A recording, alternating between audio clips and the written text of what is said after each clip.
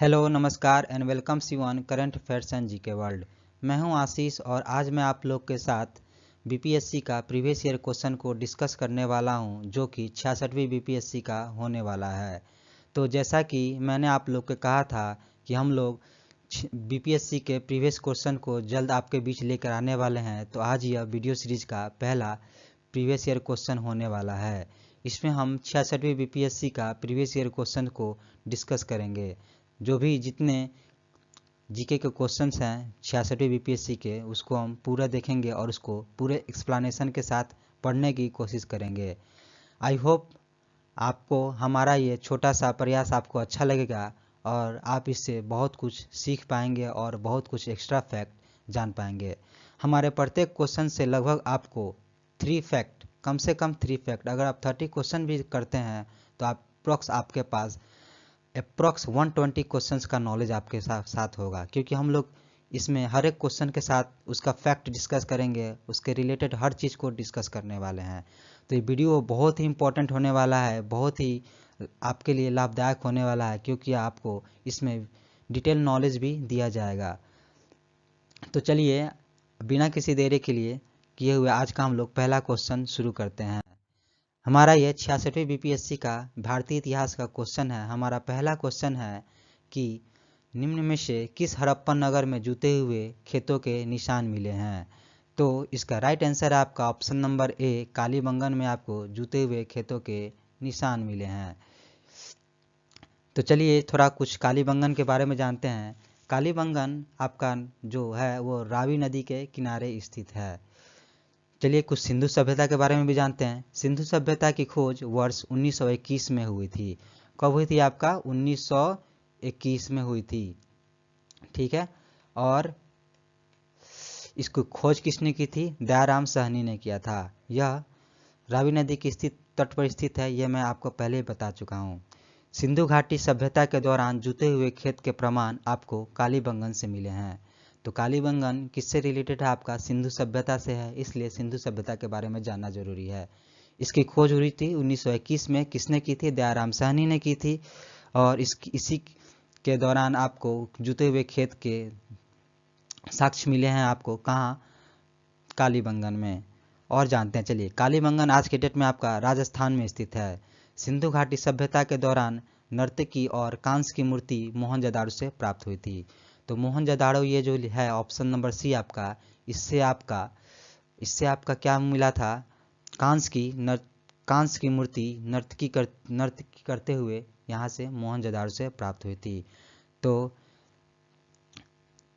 इसका option number ए का right answer आपका कालीबंगन। चलिए नेक्स्ट क्वेश्चन पे चलते हैं। हमारा अगला क्वेश्चन है, त्रिरत्न या 3 रत्न जैसे सटीक ज्ञान, सच्ची आस्था और सटीक क्रिया निम्न में से किससे संबंधित है? तो इसका राइट आंसर है आपका ऑप्शन नंबर सी, जैन धर्म से संबंधित है। तो जैन धर्म से आपका त्रिरत्न या सटीक ज्ञान इससे रिलेटेड है। जैसे कि त्रिरत्न में कौन कौन से हो गया? आपका सटीक ज्ञान, सच्ची आस्था और सटीक क्रिया। चलिए थोड़ा सा और कुछ इसके बारे में फैक्ट जानते हैं। इसे त्रिरत्न या रत्नत्रय भी कहा जाता है। किसे? इसे, जैसे सटीक ज्ञान, सच्ची आस्था और सटीक को त्रिरत्न भी कहा जाता है। यह त्रिरत्न आध्यात्मिक मुक्ति के लिए आवश्यक है, ठीक है। ये जैन धर्म की स्थापना ऋषभदेव ने की थी। जैन धर्म के बारे में भी थोड़ा जानते हैं। तो इनकी स्थापना किसने की थी? जैन धर्म की स्थापना ऋषभदेव ने की थी। तथा इसके वास्तविक संस्थापक कौन है? इनके 24वें तीर्थंकर महावीर स्वामी को माना जाता है।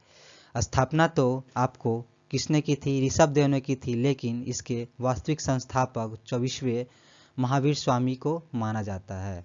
तो चलिए इसके बारे में आप इतना कुछ जाने।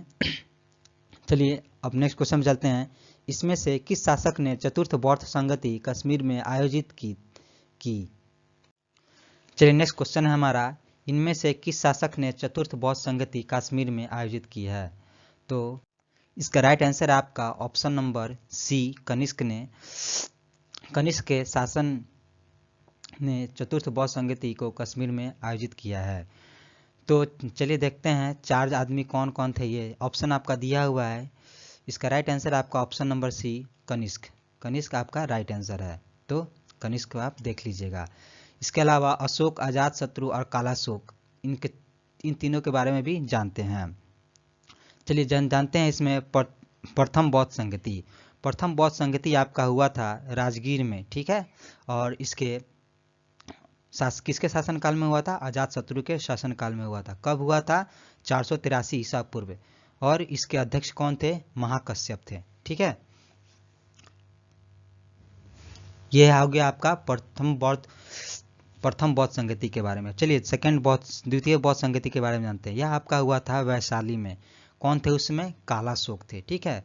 कालाशोक के काल में हुआ था, शासन काल में हुआ था। और आपको ये 383 ईसा पूर्व में हुआ था। और इसमें आपको अध्यक्ष थे सर्वकामी जी थे अध्यक्ष, ठीक है। चलिए नेक्स्ट पे चलते हैं।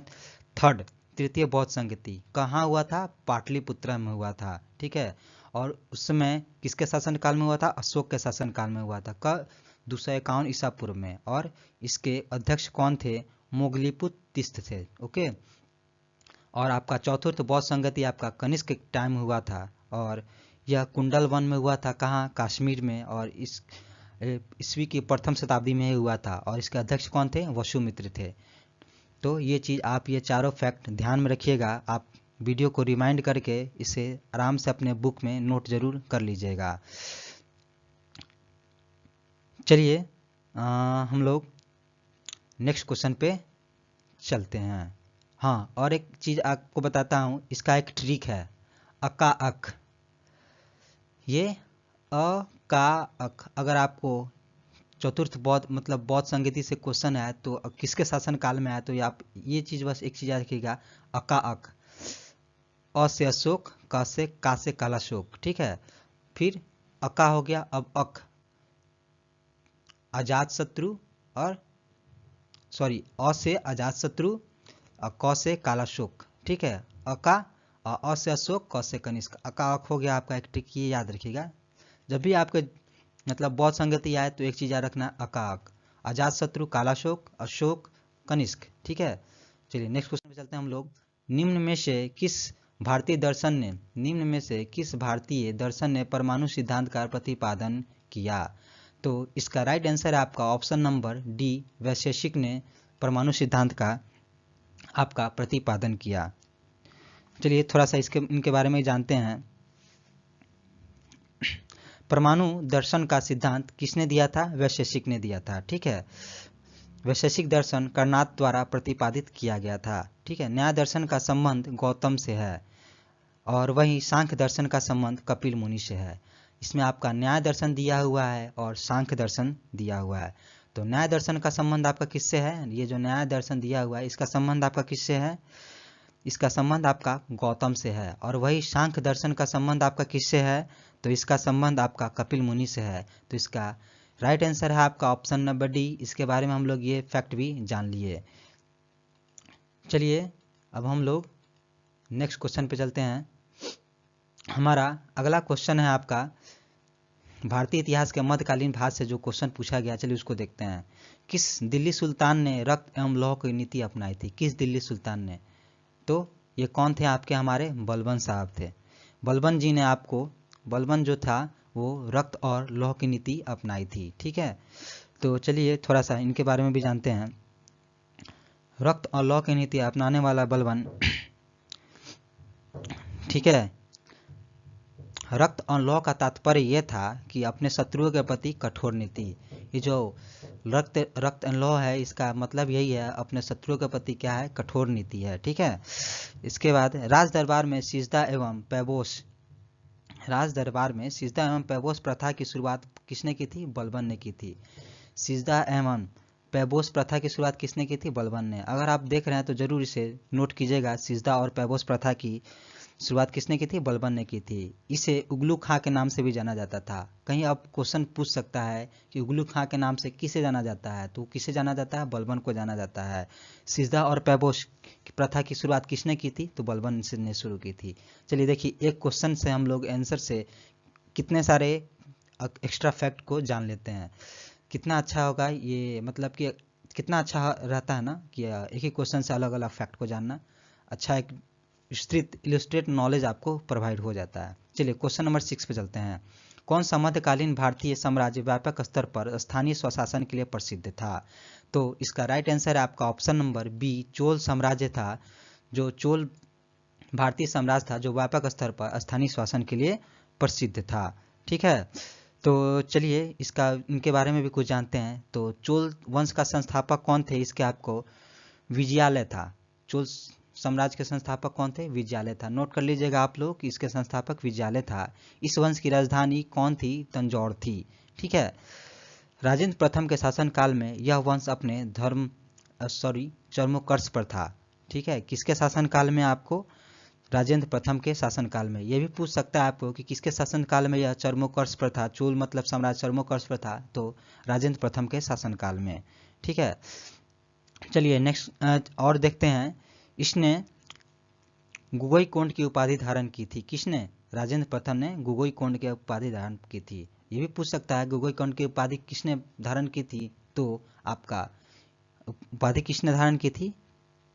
राजेंद्र प्रथम ने उपाधि धारण की थी। चोल साम्राज्य के समय बड़ी संख्या में शिलालेख तथा तांबे का प्लेट का निर्माण किया जाता था। चोल साम्राज्य के समय में बड़े समय पर ये भी क्वेश्चन पूछ लेगा कि किसके शासनकाल में किस समय में आपको तांबे का प्लेट और शिलालेख का बड़ी संख्या में निर्माण किया जाता था। तो चोल साम्राज्य के। ठीक है, और चलिए देखते हैं। चोल साम्राज्य के उत्तर मेरु शिलालेख के माध्यम से हमें चोल काल के ग्राम प्रश्न के बारे में जानकारी मिलती है। आपको क्वेश्चन ये भी पूछ लेगा कि चोल काल के ग्राम प्रशासन के बारे में जानकारी कहाँ से मिलती है? तो आपको उत्तर मेरूर शिलालेख से मिलती है। एक क्वेश्चन, और देखिए हम लोग कितना क्वेश्चन इसके साथ कर भी लिए। चलिए नेक्स्ट क्वेश्चन पे चलते हैं हम लोग। ये सारे क्वेश्चन आप नोट कीजिएगा अपने बुक में। अगर आप रियली में बीपीएससी को प्रीवियस ईयर क्वेश्चन को अच्छा से डिटेल थोरोली पढ़ें, क्योंकि हमारा एक्सपीरियंस रहा है, हम लोगों ने बीपीएससी का क्वेश्चन किया है, मैंने देखा है बहुत सारा क्वेश्चन रिपीटेड है और सेम क्वेश्चन से ही उससे रिलेटेड क्वेश्चन पूछा गया है। जैसे चोल साम्राज्य हो गया तो इसी से रिलेटेड क्वेश्चन नेक्स्ट बीपीएससी के थ्रू पूछ लिया गया है। तो आप प्लीज़ से प्लीज़ आपको रिक्वेस्ट है कि आप इसे ज़रूर नोटिस कीजिएगा, आप इसे ज़रूर अपने बुक में नोट कीजिएगा। चलिए नेक्स्ट क्वेश्चन पे चलते हैं। प्राचीनकारी पिट्रा ड्यूरा निम्न में से किससे संबंधित है? तो ये आपका इसका राइट आंसर आपका ऑप्शन नंबर ए, दीवारों में अर्धकीमती पत्थर जड़कर फूलों की नक्काशी करने से संबंधित है। ठीक है, किससे संबंधित है? दीवारों में अर्धकीमती पत्थर जड़कर फूलों की नक्काशी करने से संबंधित है। चलिए इसके बारे में थोड़ा सा जानते हैं। पिट्रा ड्यूरा से तात्पर्य है अर्धकीमती पत्थर। पिट्रा ड्यूरा, इससे क्या तात्पर्य है? अर्धकीमती पत्थर जड़कर फूलों का निकासी करना। ठीक है, पिट्रा ड्यूरा या प्राचीनकारी इंडो इस्लामिक वास्तुकला का उदाहरण है। ये किसका उदाहरण है? ये पूछ लेगा। पिट्रा ड्यूरा किसका उदाहरण है? तो ये आपका इंडो इस्लामिक वास्तुकला का उदाहरण है। ठीक है, इसमें उत्कृष्ट पद्धति से कटे हुए एवं जड़े हुए, तरासे हुए एवं चमकाए हुए रंगीन पत्थरों के टुकड़ों से पत्थर में चित्रकारी की जाती है। यह एक सजावटी कला थी। इस कला का प्रयोग मुगल काल से प्रारंभ हुआ। तो पिट्रा ड्यूरा का प्रारंभ कब हुआ? तो मुगल काल से इसका प्रारंभ हुआ। ये याद रखिएगा, आप जरूर से जरूर इसको नोट कीजिएगा कि इसकी शुरुआत कब हुई थी? मुगल काल से इसकी प्रारंभ हुई थी। चलिए नेक्स्ट क्वेश्चन पे चलते हैं। किस मुगल शासक ने चित्रकारी के लिए कारखाने बनवाए थे? तो इसका राइट आंसर है आपका ऑप्शन नंबर बी, अकबर ने चित्रकारी के लिए कारखाने बनवाए थे। लेकिन आप मुझे ये बताइएगा कि किसके समय पर चित्रकारी चरमोत्कर्ष पर था? तो आप ये कमेंट करके आप कमेंट बॉक्स में बताइएगा जो मैंने आपसे पूछा है। चलिए इनके बारे में भी कुछ फैक्ट जानते हैं। अरबन के शासनकाल में चित्रकला को काफ़ी सुनियोजित तरीके से विकसित किया जाता था। चित्रकला को बनाने वाले कलाकारों के लिए एक कारखाना या तस्वीर खाना बनाया गया था। चित्रकारों के लिए कारखाना या तस्वीर खाना भी बनाया गया था। ठीक है, ये कलाकार इन स्थानों पर चित्रों को बनाया करते थे। लेकिन चित्रकारी के स्वर्ण युग किसके? चलिए मैं ये बता देता हूँ। जहांगीर के ही शासनकाल को चित्रकारी का स्वर्ण युग माना जाता है। देखिए यही क्वेश्चन है, सेम क्वेश्चन अलग, जब मैं अगला बीपीएससी का सेट जब आपको कराऊंगा ना, तो इसमें आपको ये मिलेगा। सेम क्वेश्चन पूछ लिया गया इसी से क्वेश्चन, इसलिए मैं कह रहा हूँ जो भी मैं आपको फैक्ट बता रहा हूँ उसे ज़रूर से ज़रूर आप नोट कीजिएगा। आपके बीपीएससी एग्जाम में बहुत हेल्पफुल होने वाला है। मेरा विश्वास कीजिए, मैं इसको बहुत अच्छे से किया हूँ और मैं इसको बहुत दिन से फॉलो भी कर रहा हूँ। तो आप ज़रूर से ज़रूर जो भी मैं फैक्ट बता रहा हूँ उसे नोट कीजिएगा, ठीक है। तो जहांगीर के शासनकाल को चित्रकारी का स्वर्ण युग माना जाता है, लेकिन चित्रकारी का स्वर्ण युग जहांगीर के शासनकाल को माना जाता है। चलिए नेक्स्ट क्वेश्चन में चलते हैं। क्वेश्चन नंबर 8 है हमारा, किस मुगल शासक ने चित्रकारी के लिए कारखाने बनवाए थे? अकबर। ये क्वेश्चन हो गया। चलिए नेक्स्ट क्वेश्चन, सॉरी माफ कीजिएगा, अगला क्वेश्चन पे, इनमें से किसने 1857 के विद्रोह में सक्रिय भाग लिया था? तो इसका राइट आंसर है आपका ऑप्शन नंबर ई, उपयुक्त में से कोई नहीं या उपयुक्त में से एक से अधिक। क्योंकि ये जो सब लोग हैं, ये जो नाना साहब हो गए हैं, बेगम हजरत महल हो गई, मौलवी अब्दुल्ला हो गए हैं और बेगम जिन्नत महल दिल्ली की हो गई, इन्होंने चारों ने 1857 के विद्रोह में सक्रिय भाग लिया था। तो इसलिए इसका राइट आंसर आपका ऑप्शन नंबर ई, ये उपयुक्त में से एक से अधिक। तो नाना साहब कहाँ से बिलोंग करते थे? कानपुर से बिलोंग करते थे। बेगम हजरत आपको लखनऊ से बिलोंग करते थे। मौलवी अब्दुल्ला आपको फैजाबाद से बिलोंग करते थे और बेगम जिन्नत महल आपको दिल्ली से बिलोंग करती थी। इन्होंने चारों ने 1857 के विद्रोह में एक क्या बोलते हैं सक्रिय भाग लिया था। नाना साहब ये हो गया। चलिए और कुछ देखते हैं, इनके बारे में कुछ फैक्ट जानते हैं। भारतीय स्वतंत्रता सेनानी, भारतीय स्वतंत्र, इसके बारे में 1857 के थोड़े कुछ फैक्ट जान लेते हैं, ठीक है। भारतीय स्वतंत्रता सेनानी बीडी सावरकर ने 1857 की क्रांति को भारत का पहला स्वतंत्रता संग्राम कहा था। भारतीय स्वतंत्रता सेनानी बीडी सावरकर ने, ठीक है, सावरकर ने 1857 की क्रांति को भारत का पहला संग्राम कहा था। किसने कहा था? बीडी सावरकर ने। किसे कहा था? 1857 को प्रथम स्वतंत्रता संग्राम कहा था। बीडी सावरकर, ये नाम आप जरूर याद रखिएगा क्योंकि अगला क्वेश्चन हो सके तो इसी से पूछ सकता है। तो जो भी हम फैक्ट डिस्कस कर रहे हैं इसको आप जरूर से जरूर याद रखिएगा। चलिए नेक्स्ट क्वेश्चन पे चलते हैं। किस अधिनियम के बारे में जवाहरलाल नेहरू ने कहा था कि हमें एक ऐसी कार दी गई है जिसमें सब ब्रेक तो थे किंतु इंजन नहीं थी? तो इसका राइट आंसर आपका ऑप्शन नंबर डी, 1935 का अधिनियम, भारत सरकार अधिनियम। चलिए इसके बारे में कुछ फैक्ट जानते हैं। जवाहरलाल नेहरू ने कहा था कि हमें एक ऐसी कार दी गई है जिसमें ब्रेक तो है किंतु इंजन ही नहीं है। यह अधिनियम भारतीय में संघीय व्यवस्था पर जोर दिया। इसका 1935 का क्या अथी था? संघीय व्यवस्था पर तो जोर था, लेकिन भारत की स्वतंत्रता के विषय में मौन था, क्योंकि यह भारत की स्वतंत्रता के बारे में कुछ कहा ही नहीं था, बस संघीय व्यवस्था को लेके आया था।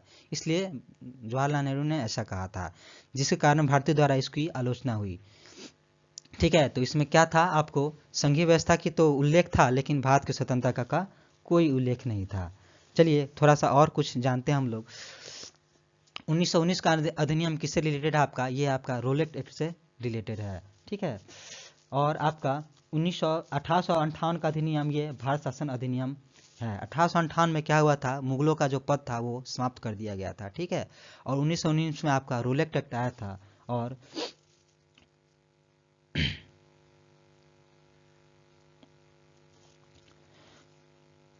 ओके, और 1909 का जो अधिनियम था आपको, ये मार्ले मिंटो सुधार अधिनियम था, जिसके तहत मुस्लिमों के लिए एक अलग निर्वाचन की व्यवस्था की गई थी। चलिए देखिए एक क्वेश्चन है, हम लोग इसके सब के बारे में 1919 रोलेट एक्ट आया था आपका। 1858 मुगलों का समाप्त कर दिया गया था, ठीक है। भारत शासन अधिनियम आया था उस टाइम। 1909 में आपका मार्ले मिंटो एक्ट आया था, जिसके तहत आपको मुस्लिम के लिए अलग निर्वाचन की व्यवस्था की गई थी। देखिए इतना कुछ हम लोग एक क्वेश्चन के थ्रू जान ले रहे हैं। चलिए देखिए कितना अच्छा लगता है ना एक क्वेश्चन के थ्रू इतना कुछ जानना, फैक्ट। चलिए नेक्स्ट क्वेश्चन पे चलते हैं। दांडी यात्रा कितने दिनों तक चली थी? तो इसका राइट आंसर आपका ऑप्शन नंबर सी, 24 दिनों तक दांडी यात्रा चली थी। तो चलिए इसके बारे में थोड़ा कुछ फैक्ट जानते हैं।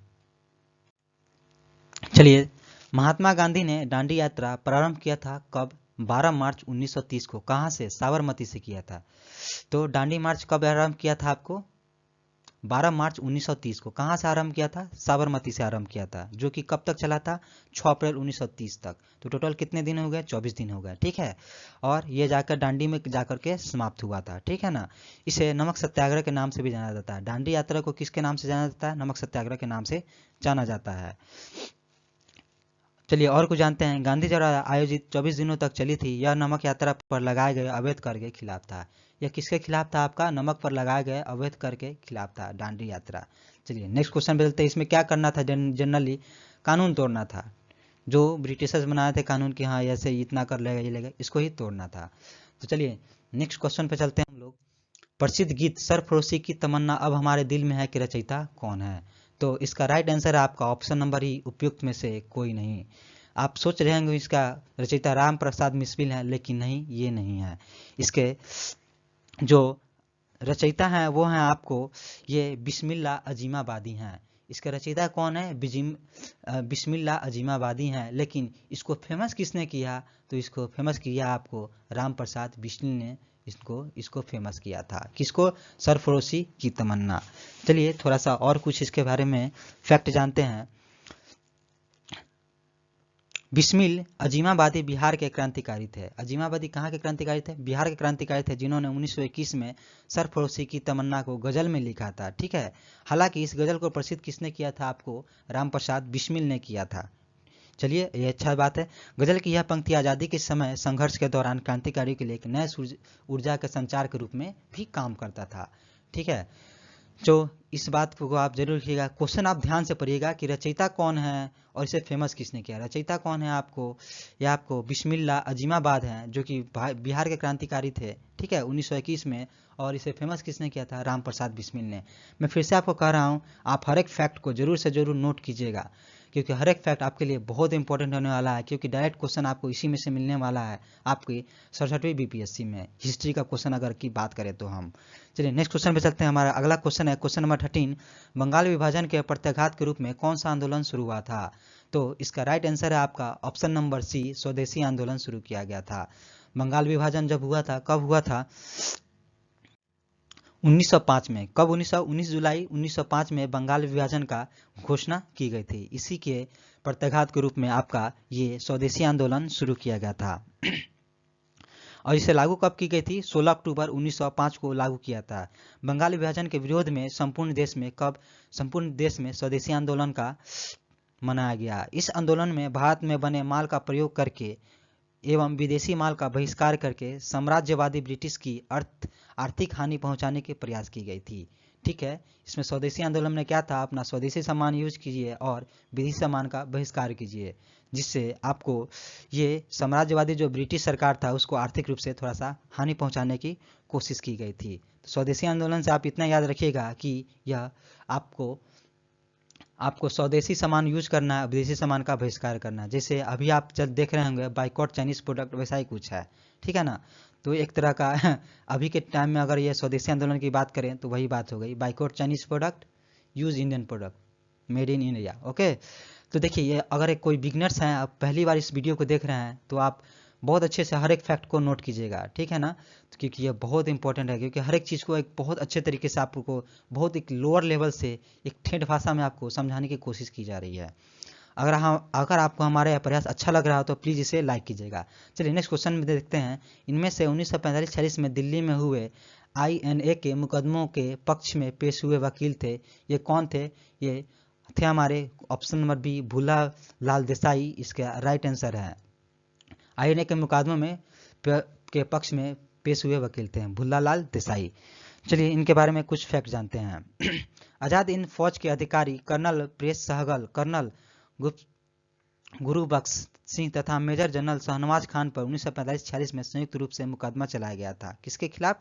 कर्नल प्रेम सहगल, कर्नल गुरुबख्श तथा मेजर जनरल शाहनवाज पर। ठीक है, चला गया था, जिसके पक्ष में भुल्लूभाई देसाई ने किसने वकालत की थी? उन्हीं के पक्ष में भुल्लूभाई भाई ने वकालत की थी। चलिए नेक्स्ट क्वेश्चन पे चलते हैं। हमारा अगला क्वेश्चन है, मैडम कामा ने भारत की तिरंगी स्वतंत्रता ध्वज को कहाँ फहराया था? तो इसका राइट आंसर आपका ऑप्शन नंबर सी, स्टुटगार्ट में आपको मैडम कामा ने भारतीय की तिरंगा स्वतंत्रता ध्वज को फहराया था। चलिए इसके बारे में कुछ फैक्ट जानते हैं। भारतीय स्वतंत्रता आंदोलन के प्रतीक के रूप में 22 अगस्त 1907 को, कब? 22 अगस्त 1907 को, ठीक है, 7वीं अंतर्राष्ट्रीय कांग्रेस को स्टुटगार्ट में भारत का प्रथम राष्ट्रीय ध्वज फहराया गया था। ठीक है, मैडम भकाजी कामा को भारतीय स्वतंत्रता जननी की माँ भी कहा जाता है। ये जो आप कामा जी हैं, भकाजी कामा जी हैं, इनको भारतीय स्वतंत्रता जननी की माँ भी कहा जाता है। तो आप ये फैक्ट याद रखिएगा कि भारतीय स्वतंत्रता जननी की माँ किसे कहा जाता है? तो भकामी कामा जी को कहा जाता है। इन्होंने 1907 में 22 अगस्त 1907 में कहाँ पे भारत का तिरंगा ध्वज फहराया था? तो स्टुटगार्ट में फहराया था। चलिए नेक्स्ट क्वेश्चन चलते हैं। इस सब ये जो है ना सब डिस्कस होने वाला है, ठीक है ना, ये सब आगे क्वेश्चन आने दीजिए, सारा डिस्कस होने वाला है। कह तो रहे हैं एक बहुत बेसिक लेवल से आपको पढ़ाया जा रहा है। चलिए नेक्स्ट क्वेश्चन पे चलते हैं। निम्न में से कौन सा जोड़ी सही है? तो इसका राइट आंसर है आपका ऑप्शन नंबर बी, CR दास, चित्तरंजन दास, जो देशबंधु के उपाधि से भी जाने जाते थे, ठीक है। तो चलिए थोड़ा सा इनके बारे में कुछ फैक्ट जानते हैं। जो चित्तरंजन दास से उनको देशबंधु के नाम से जाना जाता था, ठीक है। और जो ये विनोबा भावे हैं ना, इनको द्वितीय व्यक्ति सत्याग्रह नहीं, ये प्रथम व्यक्तिगत सत्याग्रही थे, ठीक है। विनोबा भावे को ये प्रथम सत्याग्रही विनोबा भावे थे, ठीक है। और कुछ जानते हैं, ये जो श्यामजी कृष्ण है ना, इन्होंने लंदन हाउस की स्थापना 1905 में किया था, ठीक है। श्यामजी कृष्ण ने, फैक्ट जो मैं बता रहा हूँ वो जरूर लिखिएगा आप, जरूर लिखिएगा, जरूर लिखिएगा। मैं फिर से बोल रहा हूँ, इसी से क्वेश्चन आने वाला है। अगला क्वेश्चन क्या पता आपको श्यामजी कृष्ण से पूछते। श्यामजी कृष्ण आपको 1905 में लंदन हाउस की स्थापना की थी, ठीक है। और आपको ये विनोबा भावे जो हैं वो आपको प्रथम सत्याग्रही थे, ठीक है। और CR दास आपको देशबंधु थे, ठीक है। और ये भी जान लेते हैं 1907 में क्या हुआ था, सूरत अधिवेशन हुआ था, जिसकी 1907 में क्या हुआ था, सूरत अधिवेशन हुआ था, ठीक है। इसकी अध्यक्षता आपको किसने की थी? इसकी अध्यक्षता आपको की थी रास बिहारी बोस ने की थी। चलिए नेक्स्ट क्वेश्चन है, भाई बहुत इंपॉर्टेंट क्वेश्चन आने वाला है, बहुत फैक्ट आने वाला है, चिंता मत कीजिए, मजा आएगा आपको पढ़ने में। चलिए नेक्स्ट क्वेश्चन पे चलते हैं। हमारा अगला क्वेश्चन है, भारतीय राष्ट्रीय कांग्रेस द्वारा किस दिन को पूर्ण स्वराज दिवस घोषित किया गया है? तो इसका राइट आंसर है आपका ऑप्शन नंबर ए। इसका राइट आंसर है 26/1/1930 को भारतीय राष्ट्रीय कांग्रेस द्वारा पूर्ण स्वराज को घोषित किया गया है। चलिए इसके बारे में कुछ फैक्ट जानते हैं। वर्ष 1929 में कांग्रेस के लाहौर अधिवेशन के दौरान, किस अधिवेशन के दौरान? लाहौर अधिवेशन के दौरान समाजवादी नेता जवाहरलाल नेहरू और लाहौर में रावी नदी के तट पर राष्ट्रीय ध्वज को फहराया गया था, ठीक है। तथा 26 जनवरी 1930 को भारतीय राष्ट्रीय कांग्रेस के द्वारा पूर्ण स्वराज दिवस मनाने की घोषणा की गई थी। एवं स्वतंत्रता के पश्चात गणतंत्र दिवस 26 जनवरी 1950 के रूप में मनाया जाने लगा, ठीक है। 26 जनवरी, आप तो मालूम चला गया होगा ना 26 जनवरी डेट क्यों लिया गया? क्योंकि उसी दिन पहला अपना क्या बोले पूर्ण स्वराज दिवस मनाया गया था, झंडा फहराकर लाहौर में रावी नदी के किनारे, ठीक है। लाहौर अधिवेशन में रावी नदी के किनारे। चलिए नेक्स्ट क्वेश्चन पे चलते हैं हम लोग। एक मिनट आप थोड़ा, हमारा अगला क्वेश्चन है, बंगाल में द्विशासन प्रणाली किसके द्वारा लागू की गई थी? तो इसका राइट आंसर है आपका ऑप्शन नंबर आपका सी, रॉबर्ट क्लाइव द्वारा। कब की गई थी? 1765 में की गई थी, शुरू की गई थी। और अंत किसके द्वारा की गई थी? आपका वारेन हेस्टिंग। सो इसका राइट आंसर आपका option number C, Robert Clive, ठीक है। रॉबर्ट क्लाइव द्वारा इसे 1765 में बंगाल में द्विशासन प्रणाली को लागू की गई थी। लेकिन अंत किसके द्वारा की गई थी? ये आपको 1772 में वारेन हेस्टिंग द्वारा की गई थी। देखें एक ही चीज दिया हुआ है कंफ्यूज करने के लिए। तो अगला क्वेश्चन ये भी पूछ सकता है कि द्विशासन प्रणाली किसके द्वारा अंत की गई थी? तो ये वारेन हेस्टिंग द्वारा अंत की गई थी। और साथ के दिया इसके तहत अधिकार अंग्रेजों ने अपने पास रखे थे तथा कर्तव्य भारतीयों पर थोप दिए थे, ठीक है।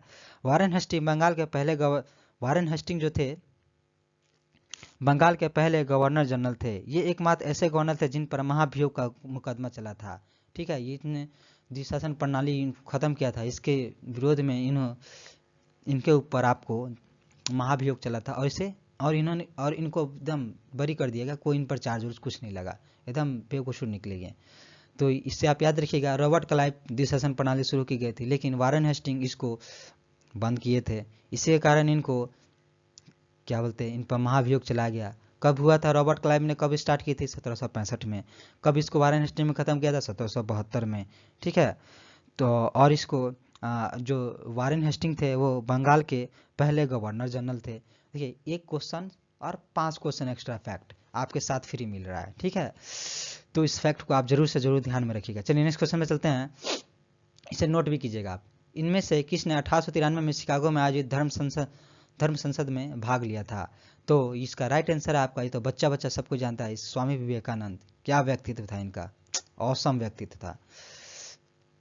इसका राइट आंसर आपका option number B, Swami Vivekananda. चलिए इनके बारे में कुछ फैक्ट जानते हैं।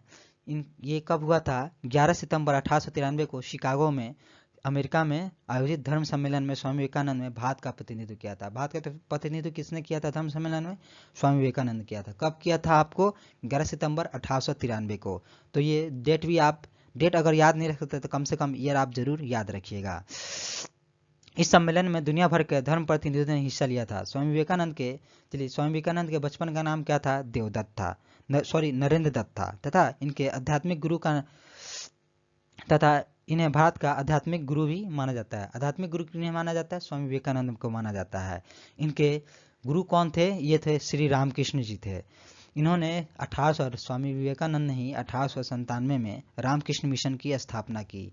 ठीक है, अपने गुरु के नाम पर ही स्थापना की थी। ठीक है ना। चलिए नेक्स्ट क्वेश्चन पे चलते हैं हम। ऑप्शन क्वेश्चन नंबर 20, 1923 में स्वराज पार्टी का गठन किसने किया था? तो इसका राइट आंसर है आपका CR दास एवं मोतीलाल नेहरू ने स्वराज पार्टी की स्थापना की, गठन की थी। आने वाले सेट में आपको फिर से ये क्वेश्चन मिलने वाला है, देखिएगा आप, इसी से रिलेटेड क्वेश्चन होने वाला है। जब भी हम 65वीं बीपीएससी को डिस्कस करेंगे ना, तो देखिएगा 65वीं बीपीएससी से क्वेश्चन उठाकर आपको 66वीं में पूछा गया। इसलिए मैं कह रहा हूँ इस क्वेश्चन का हर एक फैक्ट को आप जरूर नज़रअंदाज तो आप कर ही नहीं सकते हैं। चलिए इसके बारे में कुछ फैक्ट जानते हैं। स्वराज पार्टी की स्थापना कब की गई थी? 1923 में की गई थी। किसके द्वारा? चित्तरंजन दास एवं मोतीलाल नेहरू द्वारा। ठीक है।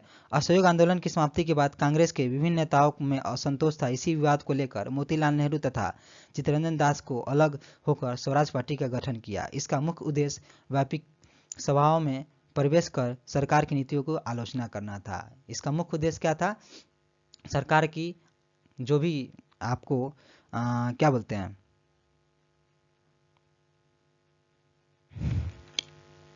नीतियां हैं, उनकी आलोचना करना था। ठीक है ना। और ये कब हुआ था? जब असहयोग आंदोलन खत्म हुआ था उसके बाद इन्होंने ये बनाया था। तो ये भी क्वेश्चन पूछ सकता है कि असहयोग आंदोलन के खत्म होने के बाद कौन सा, ठीक है, कौन सा आपको पार्टी का गठन किया गया था 1923 में? तो इसका आप याद रखिएगा, स्वराज पार्टी का गठन किया गया था। चलिए नेक्स्ट क्वेश्चन पे चलते हैं। हमारा प्रसिद्ध नाटक नील दर्पण, जिसमें इंडिया की खेती करने वाले किसानों को दमन का चित्रण किया गया, रचना किसने की है? तो इसका राइट आंसर है आपका ऑप्शन नंबर डी, दीनबंधु मित्र ने इसकी रचना की है, चित्रण के द्वारा इसकी रचना की है। तो चलिए देखते हैं कुछ फैक्ट इसके बारे में। नील दर्पण नाटक की रचना दीनबंधु मित्र थे। यह नाटक नील विद्रोह 1859 पर आधारित था। नील विद्रोह कब हुआ था? 1859 में। ये आप याद रखिएगा, 1859 नील विद्रोह कब हुआ था? 1859 में हुआ था। इसमें नील किसानों की दुर्दशा पर चर्चा की गई थी। नील दर्पण का अंग्रेजी में अनुवाद मधुसूदन दत्त ने किया था। नील दर्पण विद्रोह की घटना बंगाल के नदिया जिले में हुआ था, जिसके प्रमुख नेता दिगंबर विश्वास तथा विष्णु विश्वास थे। ठीक है। तो चलिए कुछ फैक्ट और क्या जानते हैं। इसका इंग्लिश में अनुवाद किसने किया था? तो इसको मधुसूदन दत्त ने किया था। इंग्लिश में अनुवाद किया था किसका? नील दर्पण का। ठीक है। नील विद्रोह की घटना बंगाल के नदिया जिले में हुआ था। ठीक है ना। जिसके प्रमुख नेता कौन थे? उसमें दिगंबर विश्वास तथा विष्णु विश्वास थे। कौन थे? दिगंबर विश्वास, विष्णु विश्वास। तो अगला क्वेश्चन ये भी पूछ सकता है कि दिगंबर विश्वास कौन थे, विष्णु विश्वास कौन थे, इन्होंने कहाँ भाग लिया था? तो इन्होंने भाग लिया था आपका नील विद्रोह में 1859 में। उसमें तो बिहार बंगाल एक ही था, अलग तो हुआ नहीं था 1859 में, तो इसलिए बंगाल लिखा गया। चलिए नेक्स्ट क्वेश्चन में चलते हैं। 1760 का प्रसिद्ध वांडीवास का युद्ध अंग्रेज किसके खिलाफ लड़ा था? तो इसका राइट आंसर है आपका ऑप्शन नंबर ए, फ्रांसीसी के खिलाफ लड़ा था वांडीवास का युद्ध। चलिए देखते हैं ये कब हुआ था। आपको 22 जनवरी 1760 ईस्वी को हुआ था। ठीक है। अंग्रेज तथा फ्रांसीसियों के बीच वांडीवास का युद्ध। ये भी क्वेश्चन पूछ देगा, वांडीवास का युद्ध किसके किसके बीच प्रसिद्ध है, तो अंग्रेज तथा फ्रांसीसी के बीच प्रसिद्ध है। ठीक है, यह एक निर्णायक युद्ध था जिसमें फ्रांसीसी सेना की हार हुई। वांडीवास के युद्ध में अंग्रेज सेना का नेतृत्व अयरकुट ने किया था। इस युद्ध के पश्चात यह तय हो गया कि भारत के स्वामित्व अंग्रेजों का होगा एवं वांडीवास ओके, तो ये एक निर्णायक क्या था, युद्ध था, जिसमें यह तय हो गया कि अब भारत पर स्वामित्व किसका होगा, अंग्रेजों का होगा। ठीक है ना, और वांडीवास आपका कहाँ है, तो ये आपका तमिलनाडु में है। चलिए नेक्स्ट क्वेश्चन पर चलते हैं। निम्न में से किस अधिनियम ने भारत में पृथक निर्वाचन मंडल का आरंभ किया? मैं आपको पहले बता चुका हूँ, बताइए आप, बताइए बताइए बताइए, इसका राइट आंसर क्या है? तो इसका राइट आंसर है आपका ऑप्शन नंबर डी, भारतीय परिषद अधिनियम। इसका पहले मैंने आपको डिस्कस कर, देखिए एक एक क्वेश्चन से 2 क्वेश्चन पूछ लिया गया ना, तो ऐसा ही 67 भी कुछ ज़्यादा कुछ नहीं होने वाला है, ऐसा ही क्वेश्चन कुछ रहेगा। ठीक है ना, तब प्रीवियस ईयर का जो फैक्ट मैं बता रहा हूँ आप, ये क्वेश्चन तो नहीं आएंगे लेकिन इससे से रिलेटेड कुछ ना कुछ आएंगे। ठीक है ना, तो चलिए, भारतीय परिषद अधिनियम, पृथक निर्वाचन मंडल किसके लिए, मुसलमानों के लिए। ठीक है ना, कब, किस अधिनियम के तहत, भारतीय परिषद अधिनियम 1909 के तहत। ठीक है ना, तो चलिए और कुछ जानते हैं। चलिए, रेगुलेटिंग एक्ट कब हुआ था, 1773 में हुआ था। कब हुआ, इसमें क्या हुआ था, बंगाल के गवर्नर को गवर्नर जनरल बना दिया गया था। ठीक है, चार्टर अधिनियम कब हुआ था, 1833 में हुआ था। तो इसमें क्या था, आपको चार्टर अधिनियम में गवर्नर जनरल को भारत का गवर्नर जनरल बना दिया गया। ये बंगाल को जो था ना, उसको अब भारत का गवर्नर जनरल बना दिया गया। अब चलिए, पिट्स इंडिया अधिनियम 1784, ठीक है ना, ये किसके टाइम में आया था, ये वारेन हेस्टिंग के टाइम में आया था। ठीक है, और ये जो भारतीय परिषद अधिनियम 1909 है, ये आपका मार्ले मिंटो सुधार अधिनियम, इसको इस नाम से भी जाना जाता है, मार्ले मिंटो सुधार अधिनियम। देखिए, एक क्वेश्चन और चारों ऑप्शन हम लोग देख लिया इसका क्या क्या काम है। चलिए नेक्स्ट क्वेश्चन पे चलते हैं हम लोग।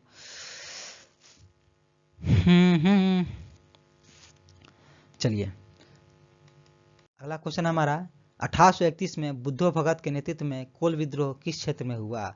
तो इसका राइट आंसर है आपका ऑप्शन नंबर बी, सिंह भूमि में कोल विद्रोह हुआ था। ठीक है,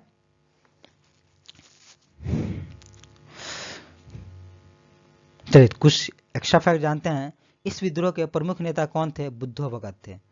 इसका राइट आंसर आपका ऑप्शन नंबर बी, इस विद्रोह के प्रमुख नेता कौन थे? तो इसके प्रमुख नेता थे आपके बुद्धो भगत एवं मदारी महतो थे। ठीक है, यह विद्रोह 1831-32 में हुआ था। कब हुआ था? 1831-32 में हुआ था।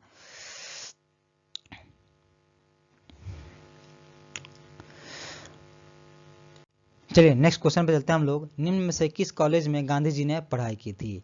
तो ये आप, इसका राइट आंसर आपका option number C, Gujarat college Ahmedabad में इन्होंने पढ़ाई की थी। उसके बाद वो लंदन चले गए थे।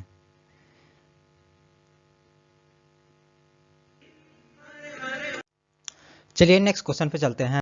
हमारा अगला क्वेश्चन है, आप देखिए बिहार विषय से देखिए कौन कौन से क्वेश्चन आ रहे हैं वो देखते हैं। बिहार के प्रथम मुख्यमंत्री कौन थे? तो इसका राइट आंसर है आपका ऑप्शन नंबर ए, इसका राइट आंसर है श्री कृष्ण सिंह बिहार के प्रथम मुख्यमंत्री रह चुके हैं। चलिए कुछ फैक्ट जानते हैं।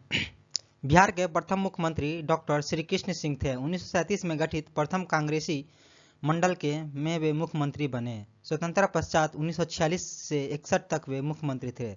श्री कृष्ण को बिहार केसरी के नाम से भी जाना जाता है। तो बिहार केसरी से के नाम से किनको जाना जाता है? तो वो हैं हमारे श्री कृष्ण सिंह, जो उनको बिहार केसरी के नाम से भी जाना जाता है। तो ये फैक्ट आप जरूर ध्यान में रखिएगा, श्री कृष्ण सिंह जी को बिहार केसरी के नाम से जाना जाता है। चलिए नेक्स्ट क्वेश्चन में चलते हैं। बिहार में कांग्रेस का प्रथम अधिवेशन रखा गया था। तो इसका राइट आंसर है आपका ऑप्शन नंबर ए, पटना में इसका अधिवेशन रखा गया था।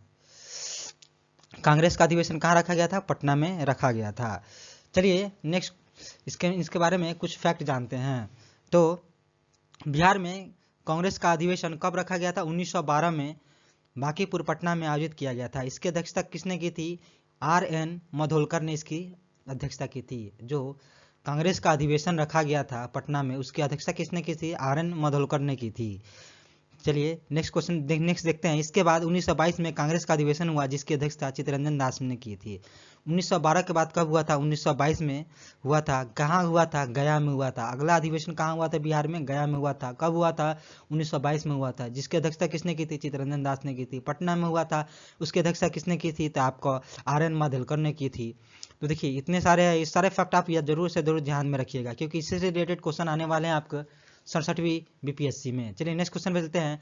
जयप्रकाश नारायण को कौन सी उपाधि दी गई है? तो इनको लोकनायक की उपाधि दी गई है। इसका राइट आंसर है ऑप्शन नंबर बी, लोकनायक।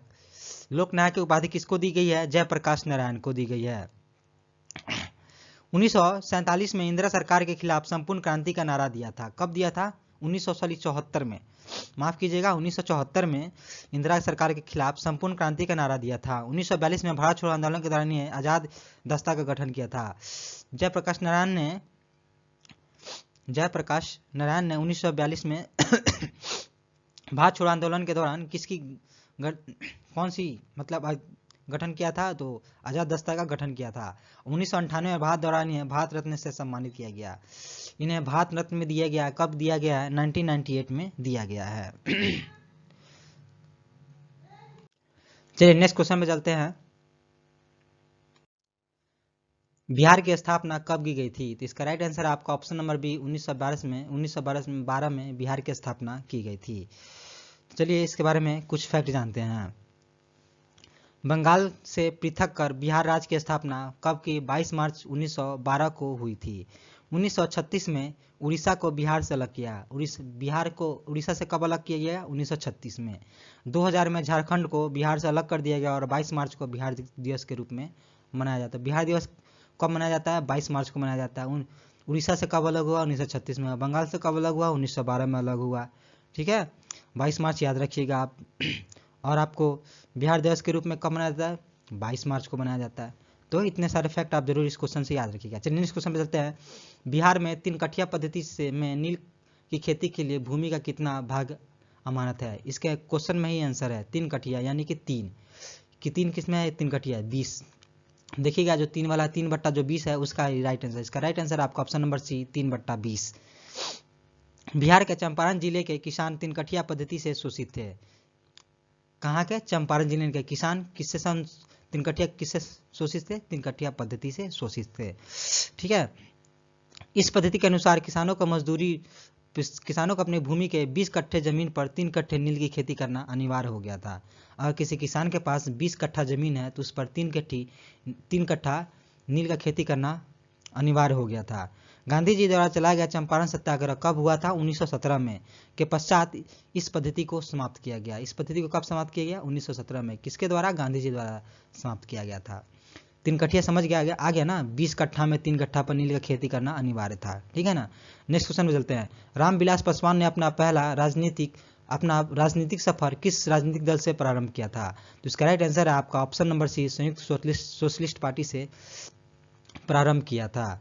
चलिए इनके बारे में कुछ फैक्ट जानते हैं। बिहार के प्रसिद्ध नेता रामविलास पासवान ने अपनी राजनीतिक जीवन की शुरुआत संयुक्त सोशलिस्ट पार्टी से की थी। 1969 में पहली बार वे बिहार विधानसभा के चुनाव इसी पार्टी से जीते थे। रामविलास पासवान ने 2000 में लोक जनशक्ति पार्टी की स्थापना की थी। रामविलास पासवान का निधन 8 अक्टूबर 2020 को हुआ था। तो आप ये क्वेश्चन पूछा जा सकता है कि रामविलास पासवान का निधन कब हुआ था? तो 8 अक्टूबर 2020 को हुआ था। चलिए नेक्स्ट क्वेश्चन पे चलते हैं हम लोग। बिहार के राजनीतिज्ञ स्वर्गीय रघुवंश प्रसाद सिंह पहली बार किस लोकसभा के लिए निर्वाचित हुए थे? तो इसका राइट आंसर है आपका ऑप्शन नंबर सी, 11वीं लोकसभा के लिए प्रस्तावित हुए थे, निर्वाचित हुए थे।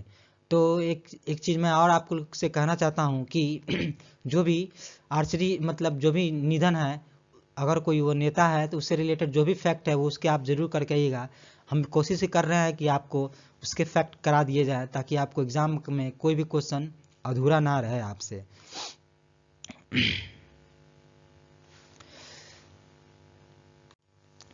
ये जो हैं आपको रघुवंश प्रसाद सिंह, इनको क्या कहा जाता है? मनरेगा मैन भी कहा जाता है। क्वेश्चन पूछ लिया मनरेगा मैन किसको कहते हैं?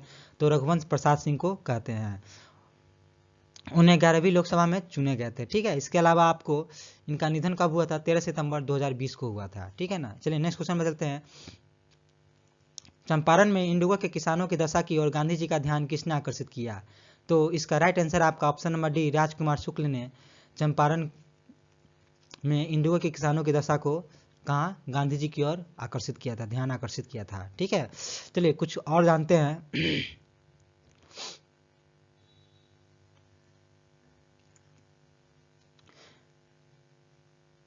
और ये जानते हैं राजकुमार शुक्ल और गांधी जी की मुलाकात कहाँ हुआ था? तो चलिए ये भी जान देते हैं। गांधी जी तथा राजकुमार शुक्ल का प्रथम मुलाकात कब हुआ था? 1916 में कांग्रेस के लखनऊ अधिवेशन। कांग्रेस का लखनऊ अधिवेशन कब हुआ था? 1916 में हुआ था। गांधी जी ने भारत में सत्याग्रह का प्रथम प्रयोग चंपारण से ही किया था।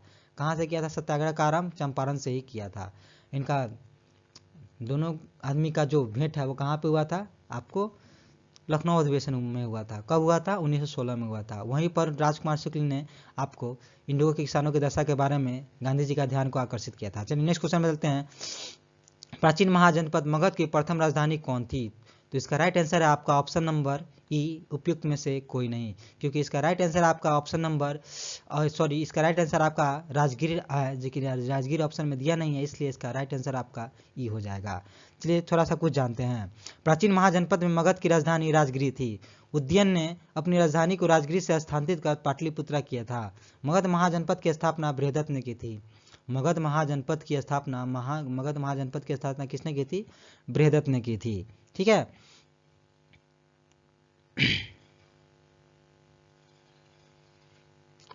और यह 16 महाजनपद में सबसे शक्तिशाली महाजनपद था। ठीक है, ये जो है ना आपका मगध महाजनपद 16 महाजनपद में सबसे शक्तिशाली महाजनपद था। चलिए नेक्स्ट क्वेश्चन पे चलते हैं। स्वामी सहजानंद इनमें से किससे संबंधित है? तो इसका राइट आंसर है आपका, ये बिहार के किसान आंदोलन से संबंधित है। तो इसका राइट आंसर है आपका ऑप्शन नंबर सी, बिहार के किसान आंदोलन। चलिए कुछ फैक्ट जानते हैं इसके बारे में।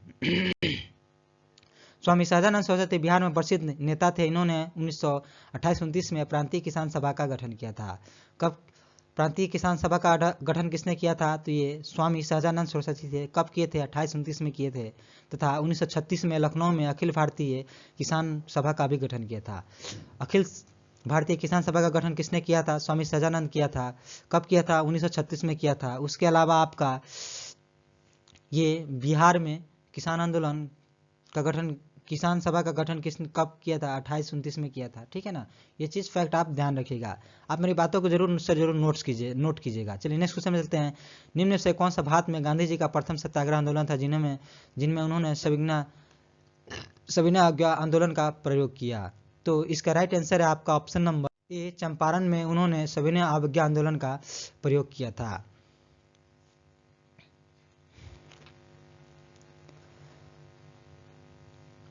और चंपारण सत्याग्रह के बाद से ही महात्मा गांधी भारत की राजनीतिक में प्रत्यक्ष रूप से सक्रिय हुए थे। चलिए नेक्स्ट क्वेश्चन पे चलते हैं।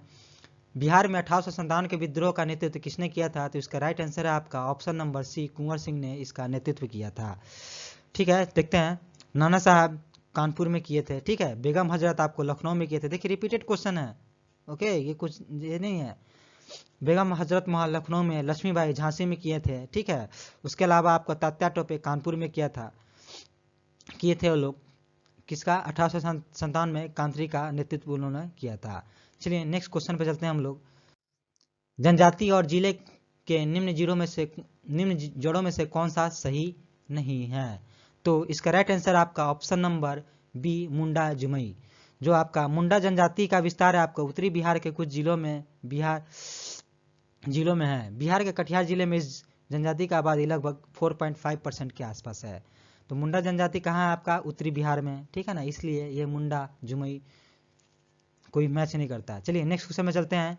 इसका राइट आंसर आपका ऑप्शन नंबर बी, मुंडा जमुई। नेक्स्ट क्वेश्चन है हमारा, बिहार के राज्य के कुल भौगोलिक क्षेत्र की तुलना में समस्त वन क्षेत्र का प्रतिशत कितना है? तो इसका राइट आंसर आपका ऑप्शन नंबर ई, उपयुक्त में से कोई नहीं, क्योंकि इसका राइट आंसर आपका 7.76 इसका राइट आंसर है।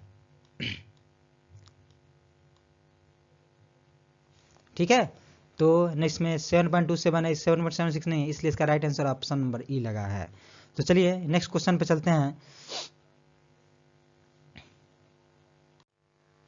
इसका राइट आंसर आपका ऑप्शन नंबर ई, उपयुक्त में से कोई नहीं है। ये आपका देखिए ये जो जितनी नदियां हैं A B C D, Bagmati, कमला, कोसी, गंडक, ये सब उत्तर से दक्षिण की ओर बहती है। और क्वेश्चन में पूछ रहा है उत्तर की ओर प्रवाहित होने नहीं, दक्षिण से उत्तर की ओर प्रवाहित होने, तो इसमें से कोई नदी नहीं है, इसलिए इसका ऑप्शन नंबर ई इसका राइट आंसर है।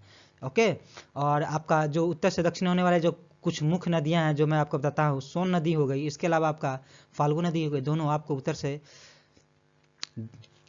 आपको दक्षिण से उत्तर की ओर बहते हैं, जो कि काफ़ी इंपॉर्टेंट नदी है, झारखंड की तरफ से आती है। और ये इसका एक्सप्लेनेशन। चलिए नेक्स्ट क्वेश्चन में चलते हैं हम लोग। बिहार के निम्न जिलों में किस जिले में पिडीमेंट स्वैम्प मिट्टी पाई जाती है? इसका राइट आंसर आपका ऑप्शन नंबर सी, पश्चिम चंपारण में आपको पिडीमोंट स्वैम्प मिट्टी पाई जाती है। पिडीमेंट स्वैम्प मिट्टी वही होता है जो पहाड़ के किनारे, पहाड़ जो पहाड़ी क्षेत्र होता है ना, उसके किनारे में बसा जो भी लैंड होता है, उस लैंड पर जो मिट्टी होता है वो उसी को पिडीमेंट स्वैम्प मिट्टी बोलते हैं। चलिए इसके बारे में थोड़ा सा कुछ और देखते हैं। और ये खेती के लिए सर्वोच्च मानी जाती है। चलिए नेक्स्ट क्वेश्चन में चलते हैं। बिहार के निम्न प्रशासनिक विभागीय जोड़ा में से किस जोड़े से गंगा नदी नहीं बहती है? तो इसका राइट आंसर है आपका option number D, Kosi Magadh से आपका गंगा नदी नहीं बहती है। ठीक है ना। देखिए और एक चीज मैं फैक्ट बताता हूँ, गंगा नदी के किनारे टोटल कितने जिले बसे हुए हैं? 12 जिले बसे हुए हैं। क्योंकि ये क्वेश्चन देखिए आने वाले समय में आपका ये क्वेश्चन ये भी आने वाला है, रिपीटेड क्वेश्चन है। कौन कौन से वो 12 जिला है देख लेते हैं। बक्सर है, भोजपुर है, सारण है, पटना है, वैशाली, समस्तीपुर, बेगूसराय, मुंगेर, खगड़िया, कटिहार, लखीसराय एवं भागलपुर है। चलिए नेक्स्ट क्वेश्चन में चलते हैं। वर्ष 1632 में बिहार के पटना शहर में कौन सी कंपनी ने अपनी फैक्ट्री स्थापित की? इसका राइट आंसर आपका ऑप्शन में भी डच ईस्ट इंडिया कंपनी का कब की थी? आपका 1932 में स्थापित की थी। ठीक है ना, ये आप याद रखिएगा।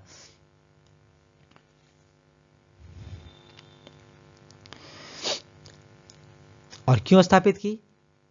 क्योंकि यहाँ पर मिलता था आपका सोरा।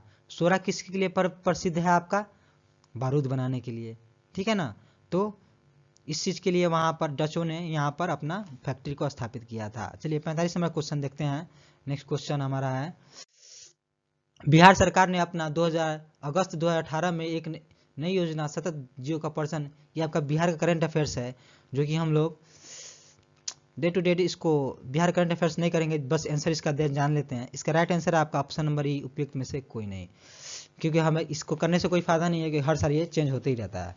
चलिए अगला क्वेश्चन है, बिहार सरकार के सतत 7 निश्चयों में निम्न में से कौन सा सम्मिलित नहीं है? तो इसका राइट आंसर आपका ऑप्शन नंबर डी, बाल कल्याण। चलिए नेक्स्ट क्वेश्चन में चलते हैं। बिहार में प्रति व्यक्ति शुद्ध राज्य घरेलू उत्पाद स्थिति कीमतों की तुलना में वर्ष 2018-19 में क्या था? तो इसका राइट आंसर है आपका ऑप्शन नंबर डी, राष्ट्रीय औसत का 33%। चलिए नेक्स्ट क्वेश्चन पे चलते हैं हम लोग। भारत के निर्वाचन आयोग ने कब बिहार विधानसभा 2020 के आम चुनाव के लिए प्रेस नोट जारी किया है? तो इसका राइट आंसर है आपका ऑप्शन नंबर सी, 25 सितंबर 2020। इसका ये नहीं है, 25 सितंबर, ऑप्शन नंबर सी इसका राइट आंसर है। चलिए नेक्स्ट क्वेश्चन पे चलते हैं।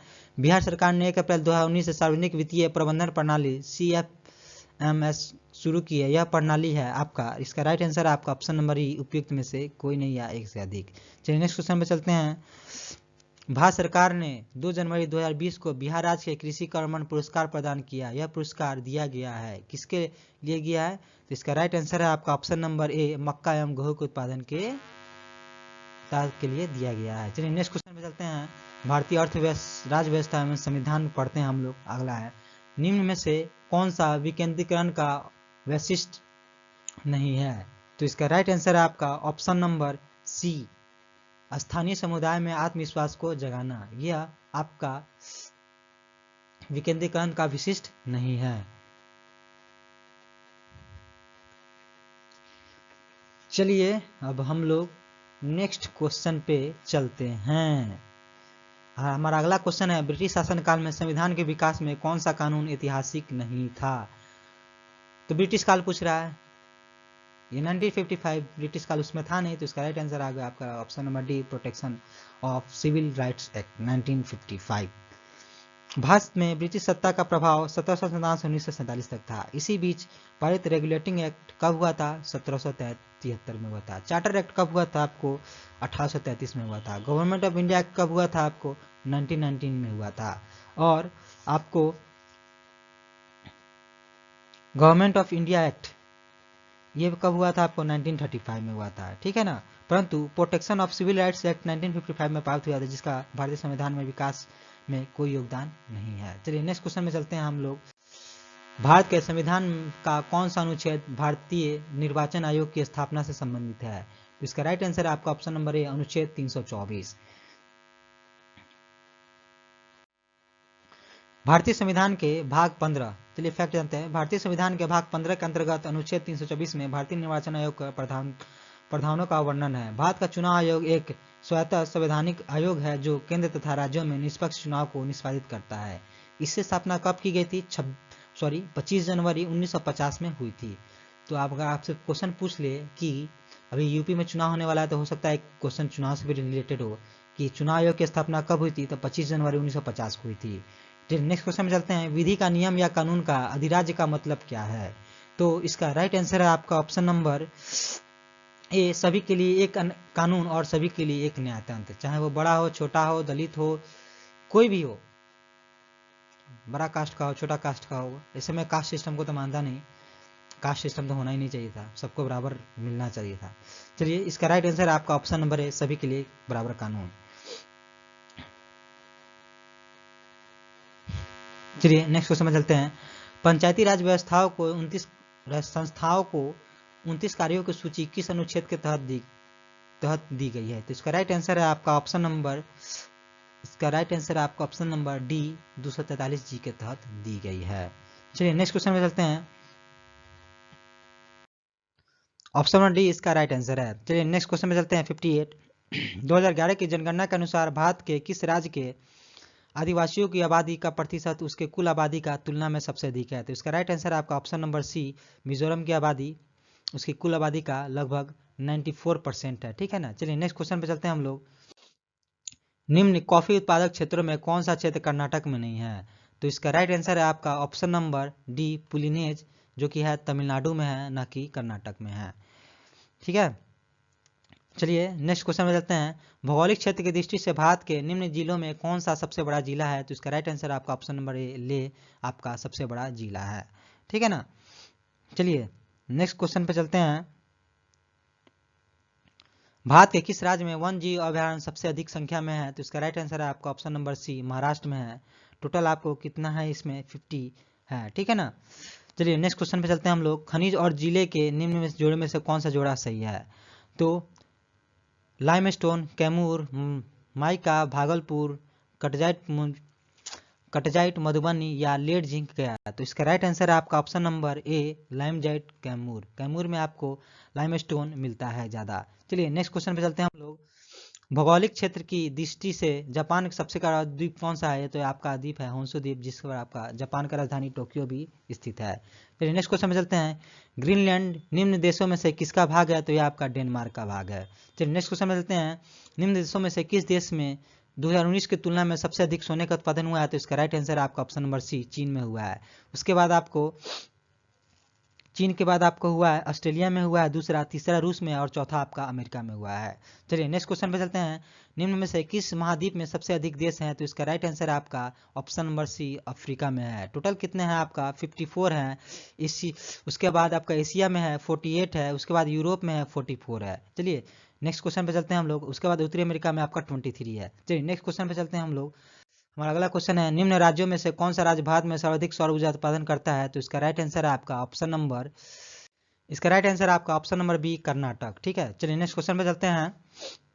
कर्नाटक में लगभग आपका 7100 मेगावाट हुआ था, तेलंगाना में 5000 मेगावाट, राजस्थान में 4400 मेगावाट तथा आंध्र प्रदेश में आपका 3470 मेगावाट। चलिए नेक्स्ट क्वेश्चन में चलते हैं। उद्योग और स्थान को निम्न में से कौन सा जोड़ा सही है? तो इसका राइट आंसर आपका कौन सा जोड़ा सही नहीं है? तो इसका क्वेश्चन भी आप थोड़ा सा ध्यान से पढ़िएगा। इसका राइट आंसर आपका ऑप्शन नंबर डी, रेल डिब्बा अभियांत्रिकी, भागलपुर नहीं, ये भागलपुर में नहीं है, ये आपका मुजफ्फरपुर में है। चलिए नेक्स्ट क्वेश्चन में चलते हैं। भारत में खाद्य प्रबंधन का निम्न में से कौन सा एक उद्देश्य सही है, कौन सा उद्देश्य नहीं है? तो इसका राइट आंसर आपका ऑप्शन नंबर डी, खाद्यों का निर्यात, इसका उद्देश्य नहीं है, ठीक है ना।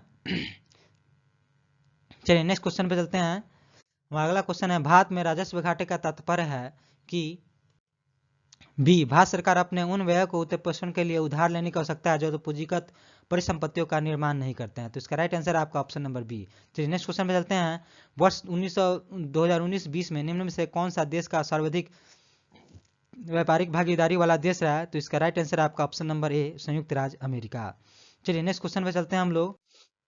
भारतमाला परियोजना भारत निम्न में से कौन सा इंफ्रास्ट्रक्चर संबंधित है? इसका राइट आंसर आपका ऑप्शन नंबर सी, सड़क इंफ्रास्ट्रक्चर से भारतमाला संबंधित है। जो नेक्स्ट क्वेश्चन पे चलते हैं। भारत में प्रौद्योगिक क्षेत्र की उपलब्धि को मापने के लिए निम्न में से कौन सा औद्योगिक उत्पादन के सूचकांक को जारी करता है? तो इसका राइट आंसर आपका ऑप्शन नंबर सी, केंद्रीय सांख्यिकी कार्यालय CSO। चलिए नेक्स्ट क्वेश्चन पे चलते हैं हम लोग। अगला क्वेश्चन है हमारा, दो समानांतर प्रतिरोध ये कुछ भौतिकी क्वेश्चन है। इसका दो समानांतर प्रतिरोध वाले सर्किट का कुल प्रतिरोध 1.403 है किलो ओम है तथा एक प्रतिरोध का मान 2 किलो ओम है। तो दूसरे प्रतिरोध के मान क्या होगा? तो इसका राइट आंसर आपका दिया हुआ है option number D, 4.7 kilo ohm. मैं इसका अगर मैं कोशिश करूंगा तो इसका मैं अगर कोशिश करता हूं इसका आपका मैं एक्सप्लेनेशन भी डाल दूं पूरी अथी के साथ। चलिए नेक्स्ट क्वेश्चन में चलते हैं। गर्म करने पर एक अर्धचालक का प्रतिरोध क्या होता है? घटता है। चलिए नेक्स्ट क्वेश्चन में चलते हैं। फराडे स्थिरांक। मैं सोच रहा हूँ बीपीएससी के अलग से एक साइंस का सीरीज भी शुरू किया जाए। मैं बहुत जल्दी आपके लिए लेके आऊँगा जिसमें previous years plus expected science के क्वेश्चन भी रहेंगे। फराडे का स्थिरांक क्या है? यह एक सार्वभौमिक सिद्धांत है, सार्वभौमिक स्थिरांक है। चलिए नेक्स्ट क्वेश्चन पे चलते हैं हम लोग। प्रकाश वर्ष किसकी इकाई है? तो यह दूरी की इकाई है। चलिए नेक्स्ट क्वेश्चन में चलते हैं। जब प्रकाश एक माध्यम से दूसरे माध्यम में चलता है तो निम्न में से कौन सी नहीं बदलती है? तो उसकी आवृत्ति जो है आपको नहीं बदलती है, बाकी सब में चेंज हो जाता है। चलिए नेक्स्ट क्वेश्चन में चलते हैं। विद्युत चुम्बकीय तरंगों का वेग होता है, इसका राइट आंसर आपका option number C, option number A, 3 × 10⁸ metre पर सेकेंड। चलिए नेक्स्ट क्वेश्चन में चलते हैं। पहला आदमी जिसने चांद पर कदम रखा था यह है आपका नील आर्मस्ट्रांग।